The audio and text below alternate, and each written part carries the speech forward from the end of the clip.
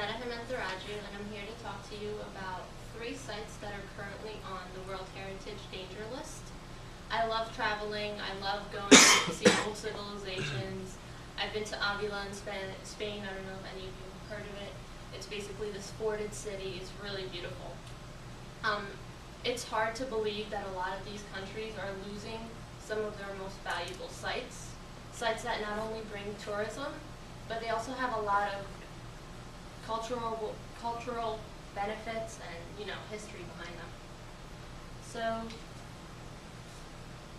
what is UNESCO? UNESCO is the United Nations educational, scientific, and cultural organization.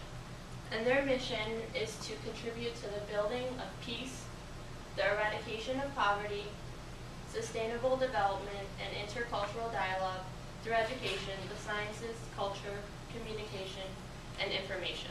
And this organization has started over 50 years ago. They also have a sub-program, which is the World Heritage Program, and it seeks to encourage the identification, protection, preservation of cultural and natural heritage around the world, considered to be of outstanding value to humanity. So what I want to talk to you about today are 3 sites. It's Abu Mina in Egypt, the Manas Wildlife Sanctuary in India, and the Salonga National Park in the Democratic Republic of the Congo. And those are the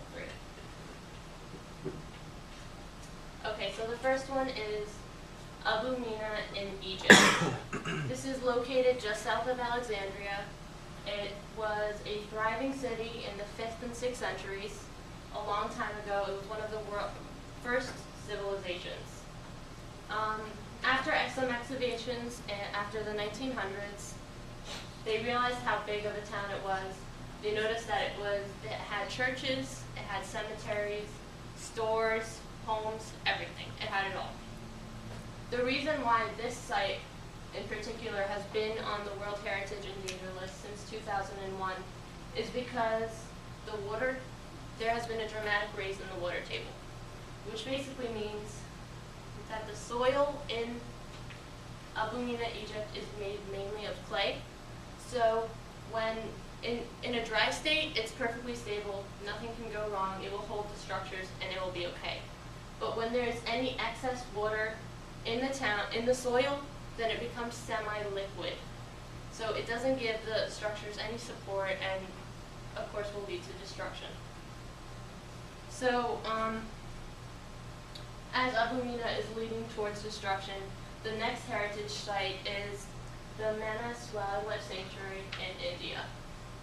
These are just a couple pictures. That's the golden langur, and this is the clouded leopard. And it is known as the most important area for elephants. It's like their predominant habitat. It's very good for them. And it's also known as the richest of all Indian wildlife areas.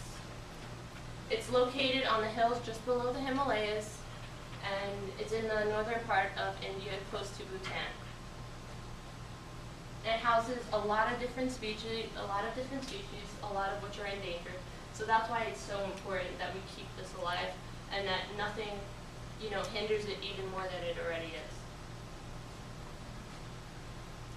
The main reason why this is on the World Danger List is due to the fact that there's a lot of political instability in northern India, and so there's the main tribe that is causing this instability is the Bodo tribe, and it's in the northern region of Assam.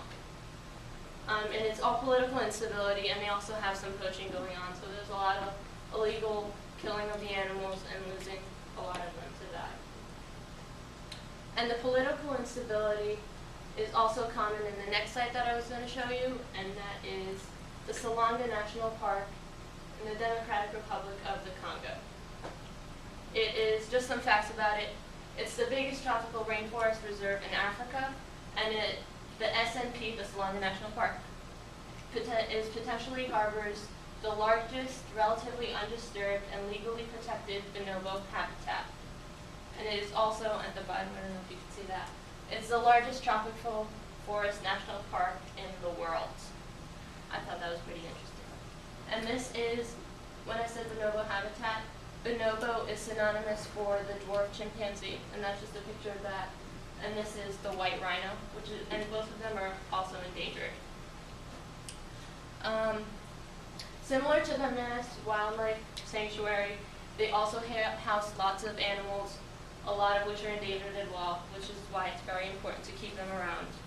And the reason why this is on the list is due to the fact that, well, first it was on the list in 1984 because the population of the white rhino had declined to 5 in all of Africa. So they put it on the list and they successfully brought it back to 35, which is when they took it off the list in 1992. And most recently, it was put back on the list in 1999, and it still is due to the political instability of the country. So the Congo, I don't know if you all know, civil war, lots of problems. But that's why this got back down on the list, because due to the fact that the park was getting looted, the staff was disappearing, lots of people ran away, so the park kind of took a beating on that. So these 3 sites were I thought were the most important to talk about right now, and it's one thing I wanted to leave you off was the fact that it's important for the general public to know the history of the world and its implementation on society.